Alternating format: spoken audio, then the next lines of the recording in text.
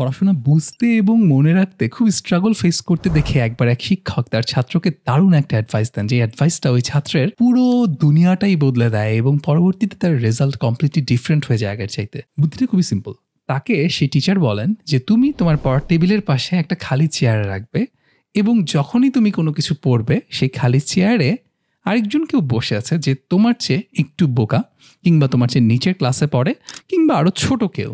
তাকে তুমি পুরো বিষয়টা, যে পড়াটা তুমি মাত্র পড়লে সেটা পুরোটা এক্সপ্লেইন করবে এবং ততক্ষণ পর্যন্ত এক্সপ্লেইন করতে থাকবে যতক্ষণ না তোমার মনে হয় যে সেই ছেলেটা বা যে ওই চেয়ারে বসে আছে সে সেটা বুঝতে পেরেছে। The MT chair technique. So এই এমটি চেয়ার টেকনিকটা ও যখন কাজে লাগায়, ও প্রতিবার যা কিছু পড়ে, একটা অঙ্ক করুক, যা কিছু পড়ুক, যে কোনো বই পড়ুক, সে যেটা করে বইটা পড়ে, একটা লেসন শেষ করে, যখন মনে হয় যে সে এটা পারে তখন সে ওই যে খালি চেয়ারে যে বসে আছে সে কল্পনা করে, সেই খালি চেয়ারটার দিকে তাকিয়ে পুরো জিনিসটা বোঝানোর চেষ্টা করে। এভাবে যখন আমরা যা শিখেছি তা শেখানোর চেষ্টা করতে শুরু করি তখন কিন্তু লার্নিংটা পুরোপুরি মাথায় গেঁথে যায় এবং কোন কোন অংশে আমার আসলে দুর্বলতা আছে বা কোন কোন অংশগুলো আমি পুরোপুরি বুঝতে পারিনি সেটা আমি বোঝাতে শুরু করলেই বুঝতে পারবো ইনশাল্লাহ।